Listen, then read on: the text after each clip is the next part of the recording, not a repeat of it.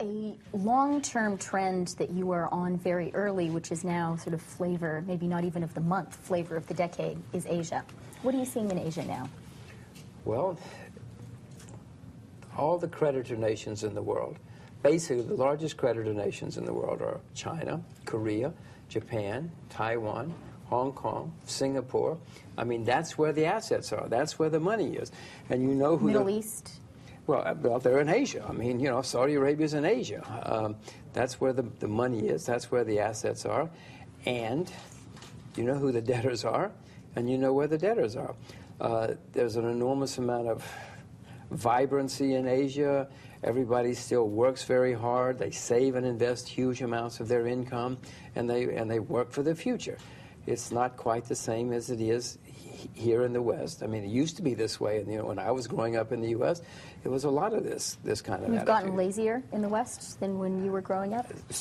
Well, I certainly have the impression that things are not the way they were when I was growing up, yes. And I think the statistics probably bear that out. What about the concerns of bubbles now, asset bubbles in China, maybe in particular in real estate? Are you worried about that? Well, of course, I'm always worried about any kind of bubble. And in my view, there is certainly a potential and maybe even a present bubble in urban coastal real estate in China. Not all Chinese real estate by any stretch, but urban coastal real estate. I mean, Hong Kong prices are really, really high. Shanghai, Guangzhou, a few places like that. So yes, I'm very worried about it.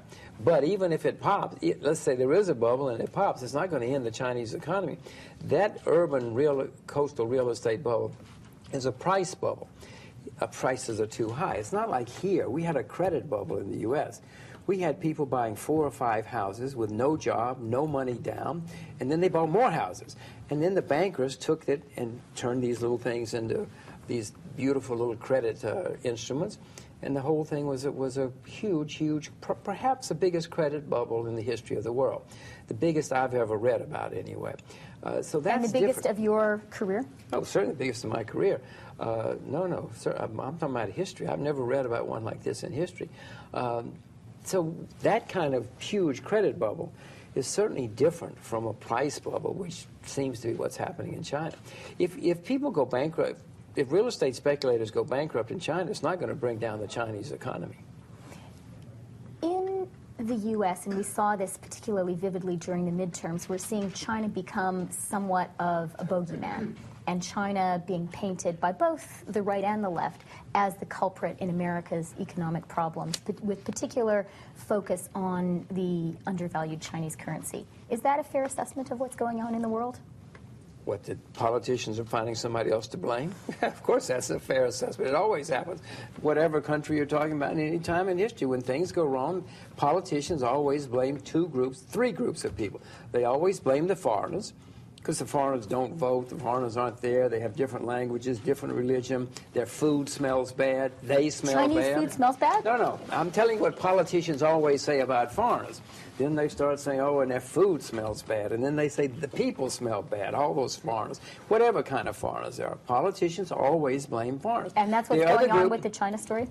Yes, the other group that they always, just so you know, the other group that they always blame are bankers, financiers.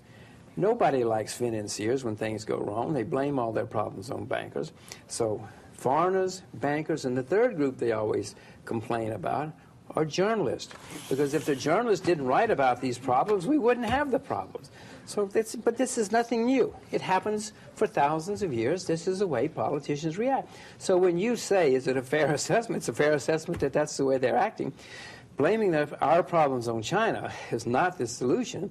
Yeah, look, I think that China should let its currency go float free. If I were China, I would let the currency float this afternoon.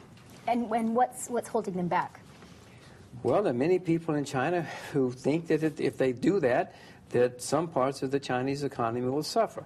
Now, for whatever reason, they're overlooking the fact that many parts of the Chinese economy would thrive, would benefit if they let the currency be convertible.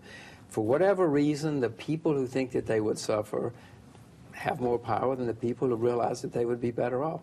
This is one of the mistakes that I think the Chinese have made and are making. I didn't think they would hold it this long. You know, I think it was at Thomson Reuters where I was interviewed once, and I said, oh, by 2008, the Chinese currency will be convertible. Shows how much I know. But I think they should let it go, but who knows when they will, if they will. And do you agree with the view that the Chinese are gradually moving in that direction, gradually there's no moving question about towards that. No, convertibility? and it doesn't make the press very much. It's certainly not the Western press. You know, it is convertible with some of the neighbors now. You can trade with the Vietnamese or the Russians or the Malaysians. There's even a Thomson Reuters product, believe it or not. There's a what? There's even a Thomson Reuters product to help them do that. Oh, well, see, I should come to Thomson Reuters more often. No, they are Hong Kong it's almost essentially freely convertible. You can use the renminbi in shops in Hong Kong now.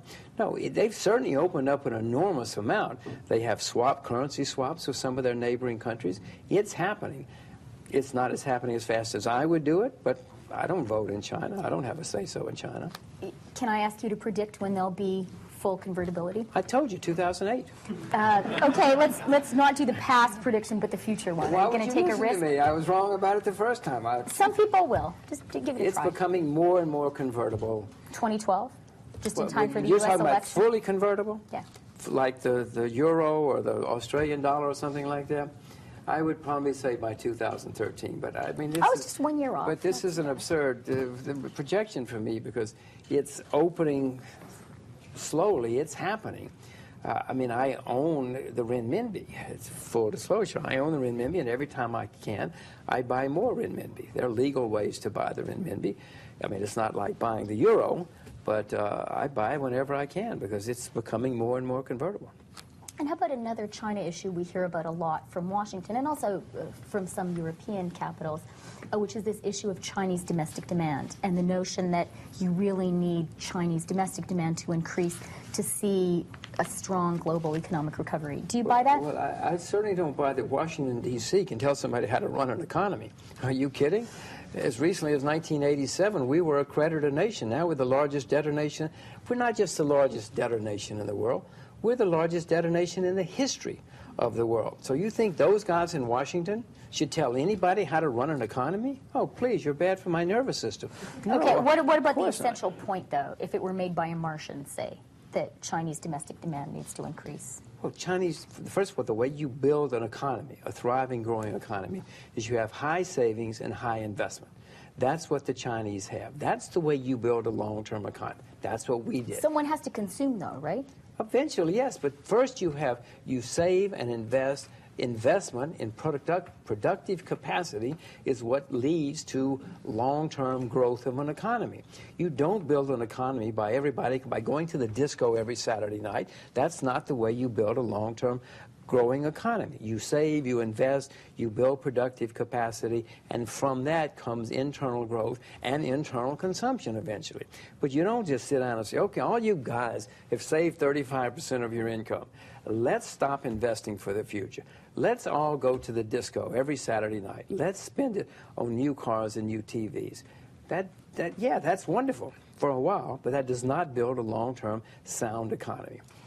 If we see every nation, though, pursuing that kind of an export-driven national economic agenda, aren't there going to be strains? I didn't say export. You said production, but if everyone is saving and producing, where are all those goods going to go? Who's going to you build factories, you build highways, you build schools, you build transportation.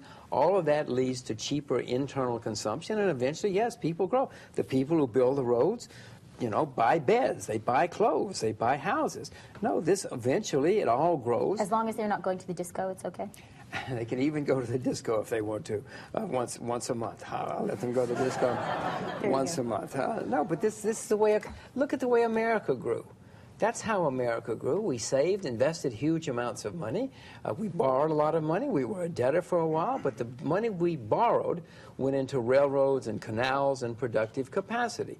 Then we became a creditor nation. We became the most successful creditor nation in the 20th century, and things were great. And we all consumed, and we had homes and cars and the rest of it.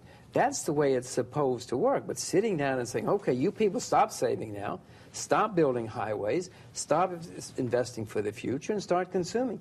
You can do it, but it doesn't lead to long-term growth. Not everyone can be a creditor nation at the same time, though. How That's do you correct. get a global balance? What's the right way? Well, one way, unfortunately, since the way things are building up, you have currency crises. And we're going to have more currency crises. We've been having currency problems and currency crises. You mentioned Iceland before. Well, there are more coming. It used to be in the old days when we had the gold standard, the gold would flow from the creditors to the debtors, and then back from the creditors, from the debtors to the creditors, and then the system would balance itself. We don't have those kind of automatic adjustment mechanisms anymore, and so you're going to see more currency crises. It'll be resolved, if you consider that a resolution, in the currency markets.